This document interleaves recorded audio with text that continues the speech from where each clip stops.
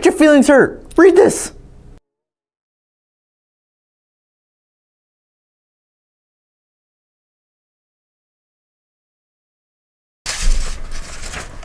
What we got today, D?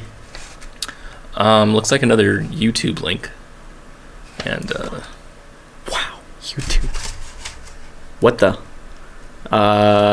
Kenny? Where are you? Kenny, what happened to Kenny? Are you a Mac screen? Why is Kenny a... Hello? Can anyone hear me? Hi. Hello? Yeah, we're here. What's up? You there? Is that Dee and Taylor? Yeah. Yeah. Did you just start Short Film Roundup? Yeah. Yeah. Oh, jeez. Hold on. We thought you were coming soon, but Hold on a sec. you're a monitor now. That's kind of weird. Oh, hey! How's it going? Where are you? Why are you on a screen? Oh, so you remember like a few episodes back, I pulled that little prank where I leapt off my chair and landed in that swimming pool? Yeah. Yeah. Payman was pissed. Or was he? Why? Yeah, apparently he doesn't want the three of us in his swimming pool. What a little, he's so stuck up. He's a baby. Yeah, he's a little baby. So anyway, he stuck me in what he's calling a penalty box. It's sort of a void within a void. But of course, the show must go on, so he's provided us with this I see. High-tech interface so we can still communicate and review short films. So that's very nice of Payman. I guess that's considerate. I guess thoughtful. This is our sentence anyway, so I guess he just needs to do it. Yeah. Anyway. So hey, it is what it is, you know. Life gives you lemons, you make lemonade. As they say. That's what I did. That's what I made some lemonade. Well, looks like we have watch a movie. We have a new film today. What's this movie? This is. I just have. If I stare at the YouTube link long enough, I think. Okay. It's Do-Gooder. Do-Gooder by Cameron Daniel. So link is in the description. Can you watch it from there? Yeah. Oh yeah, I can see the monitor pretty well. Okay. Oh, that's good. Okay. Yeah, go watch it, people. You want to tell them a little bit about what to do next? Oh yeah. So go watch the movie. You'll watch the movie. It's going to be a great experience for you and for us to watch this movie. And then when you're done watching it, come back here and leave a comment telling us what you thought of the movie, because we want to know your opinions on it as well. And then you can watch the rest of the review and decide if you agree or disagree with our review. And you can continue to comment with us about how wrong we are. That's it. All right, go watch it.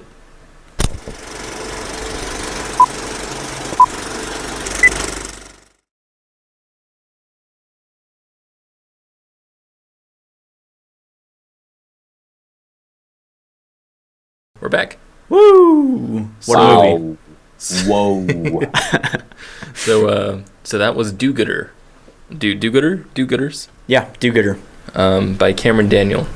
First of all, Cameron, are you in the void with us? Yeah, right? Yeah, that's what I was wondering. Did you shoot your movie here? It's like it feels like you're here. It's like two E pluribus unums. When I saw this, my first thought was like, I know that location. That's really interesting. Taylor. Yeah. Why don't you get us started a little bit? Actually, Kenny, why don't you get us started? Sure, I'd be happy to. Because I don't like Taylor. The truth comes out. This film, I think I would absolutely love it if I didn't hate it so much. So what exactly do you mean by that? Well, there's expressionism, there's experimental filmmaking, and both of those things are things I really enjoy.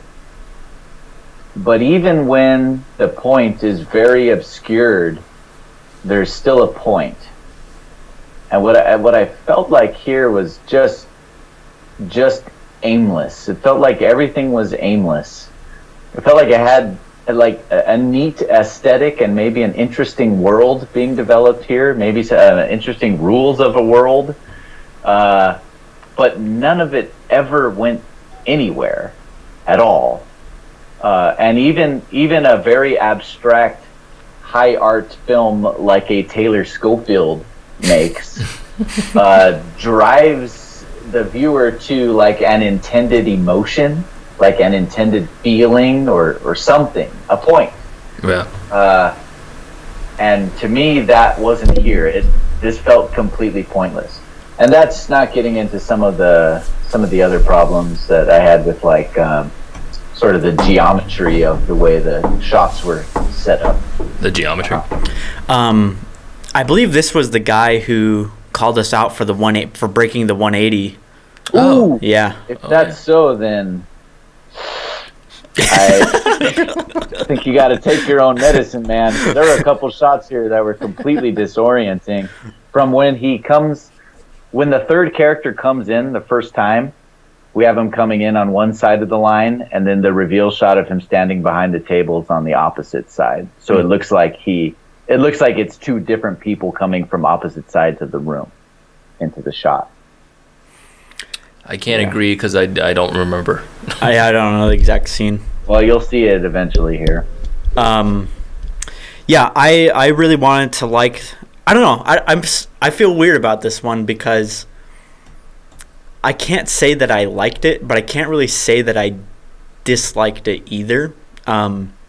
See, look, he's looking over his shoulder, going, "Oh, here he comes." Oh, yeah, you're right. And then yeah, then he goes on up to the other hands, side. and then when we reveal him actually in, That's he's funny. over there. That's funny. Yeah. I don't know. I think there's there's this idea called dream logic. Dream logic. Yeah, that really is kind of means really like David Lynch logic, where I don't even know how to explain it, but it's just this sort of thing that this series of events that can only make sense in a dream, and taking that concept and putting it through a narrative quote, where I felt like this movie follows dream logic in like here he's drinking beer and it's spilling all over himself and it's like or her, and I don't know why, but for some reason they know why and it all makes sense to them. Or it's a dude. Yeah. And that's kind of something that would make sense in a dream if it were to happen to you. And then the same thing with shooting yourself in the head and nothing happening. Yeah. But I don't know, that gets really hard to talk about. That gets super hard because then it's a super abstract. You could really just do anything and it'd be fine. Yeah. That's where it got to for me in this film, was just like, so what, right? So at a certain point you could just have anything else in this string of events and it would fit because anything goes, anything fits. Yeah. I was still fully in the beer drinking, just running down the face. Yeah, I like that. Like, oh, this is really interesting. And then the gunshot, nothing happened. That was still, I'm like, okay, we're building to something here, but we just never got to what it was building towards. I just left going, okay, at the end. This, yeah, I had the same feelings that both of you guys did, where it was interesting at first. And then as things started playing out, I wasn't sure exactly what was happening. The point that I was making to Taylor earlier was that there's a point at the end where the guy looks at the guy who's in charge, the guy who's standing. We look at the person who's standing after they leave, and we hear what we assume is a door shutting or something like that. And then one of the prisoner guys gets up and runs over to wherever the other guy was. I thought it was a gunshot. Oh, really? Because it sounded exactly the same. Yeah. It did, yeah. So he runs over there, and then he comes back really slowly, looking like he's sad or something. Yeah. It implies that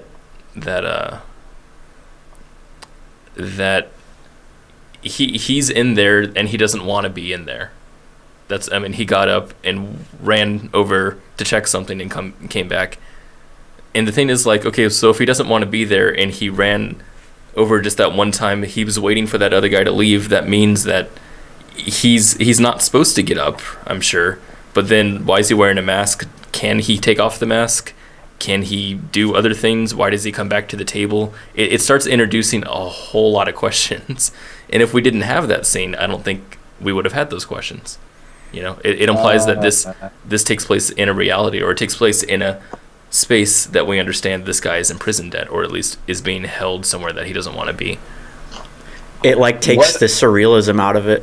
Yeah, exactly. Just It grounds What I it. felt was that so we have this first gunshot when the person holds the gun up to their head, pulls the trigger, nothing happens. The guy standing at the table takes the gun and walks away, and then I heard what I thought was a gunshot, and I thought the guy sitting at the table then thought that that person had just killed himself or something, and he ran off to see what happened, and he came back all sad.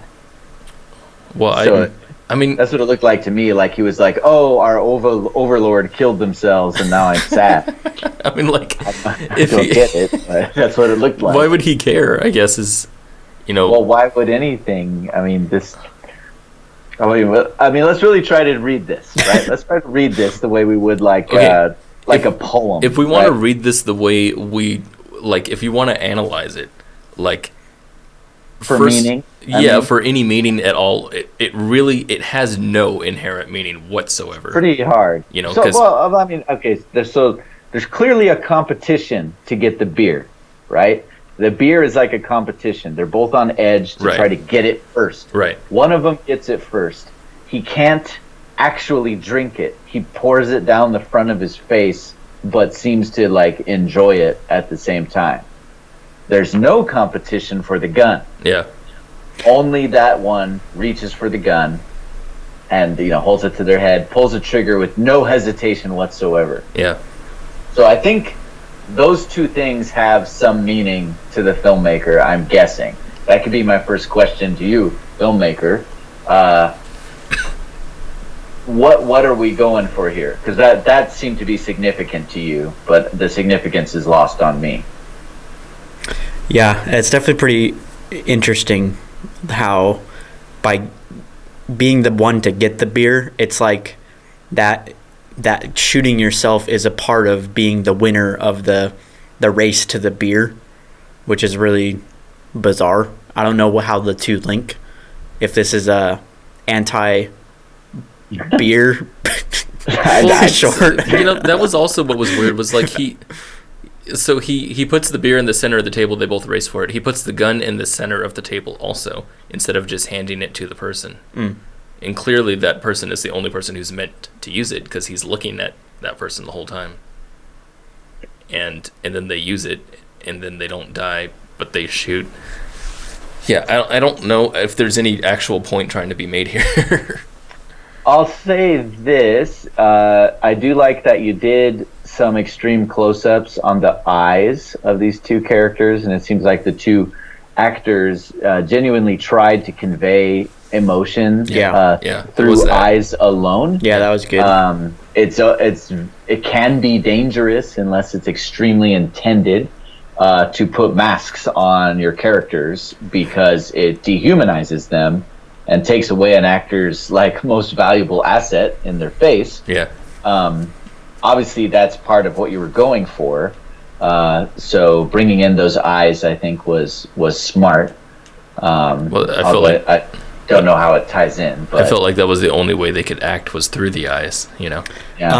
There was some body language acting too, like when the that guy comes came back, walking back, Yeah. you could tell he was definitely somber, He was defeated. sad. Yeah, which is pretty cool that he could convey that just through his walk. Well, there's one thing about masks, and that's if you can't see the person's face, then their body language becomes way more obvious. And it's the reason why dancers use it a lot. Interesting. But yeah, I'd have to argue that I really don't think there's any inherent meaning other than what's in the director's mind, maybe. I think if there is a greater context here, it's definitely not displayed visually. Yeah, I feel like this is a movie that is 90% in the director's head and 10% on the screen. Yeah. And is straight up a 0-4. Yeah. Oh yeah, absolutely. Yeah, Cameron, if you don't know what that is, That's the Stanton Keys philosophy. Stanton Keys. Stanton Keys philosophy, known as the sum of four concept. We have a video called the sum of four concept, which we think this falls into the 0-4 category. Yeah, I'll link that somewhere.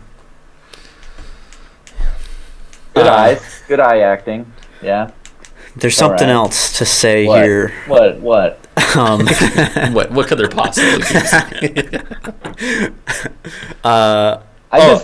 Seeing this looped, this bit here, like, it just makes me wish it was better, because I just love the idea. I thought it was really interesting at first. Well, let me talk, unless you have something to say. No, you go first. I can gather my thoughts. I just wanted to talk about just real quick the inference. I'm looking at you. The inferred things that was going on in my mind as I was watching this, because of what I thought the visual language was telling me. The first part where they're sitting at a table with masks on, with nothing to do, I'm thinking, okay, it's either a competition or they're being forced here for some reason. But of course, they're voluntarily here, so there's got to be some sort of reason that they're here. We see another guy come in. He's obviously an authority figure because he's standing. He can go wherever he wants. He brings the objects in. Then he sets down the stuff. There's a conflict between the people at the table. I thought that maybe they're extremely thirsty. And he brings in a beer, and they're just like, oh, I gotta get liquid. And so one person gets it, and then he just pours it on the mask. I'm thinking, again, another inference thing. We're pouring it on the mask. Maybe he's getting drips, underneath the mask or something. But maybe he's not allowed to take off the mask. Maybe you have to drink it. Well, it's like a purgatory thing, right? Right. Like, they're extremely thirsty. They're in like a hell. And when they get the drink, they can't quench their thirst. Yeah. And then when they get a gun and they're like, oh, here's my way out. I could kill myself. But even that doesn't work. You're stuck there forever. Okay. Now what you just said sounds way better than what we just analyzed. I like that interpretation a lot better, but I didn't get any of that. I think the thing about the thirst, though, is the fact that it is a beer is like well, it's another layer. Yeah, exactly. That's another if it was water, it's different. Exactly. If it was water, it'd be totally different. Yeah. But like the fact that that's also what made it really interesting for me, because it was a beer. Yeah. Like that's so strange. And a Budweiser. And a Budweiser. Yeah. So that's actually really interesting, Kenny, that you said like it's a kind of hell, because that's what I was thinking after we had left the film, after we finished it. So Black Void, masks, purgatory. Are you a Karmanlinestudios fan? Wait a second. Well, Payman might have cursed him. Is this us? They might be somewhere. This void is pretty big, dude. Like, I'm sure. Yeah, it's just somewhere here. We can't be the only filmmakers here, right? And like, if Payman's throwing his movies out there, and like people are getting back and seeing how terrible his movies are, he's probably cursing quite a few people.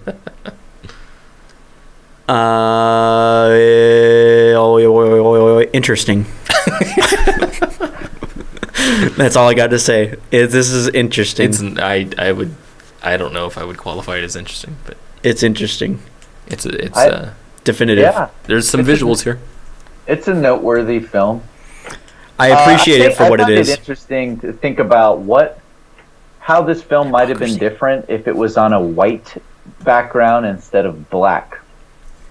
Because that black void, that emptiness, makes it feel very much like they are in a sort of a supernatural realm, right? Like a purgatory or void of some kind.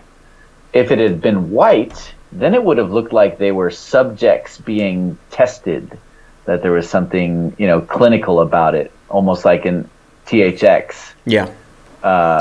The masks made me feel like THX a bit, but then I'm like, well, the black is definitely not like a futuristic or clinical, observation sort of thing. Yeah.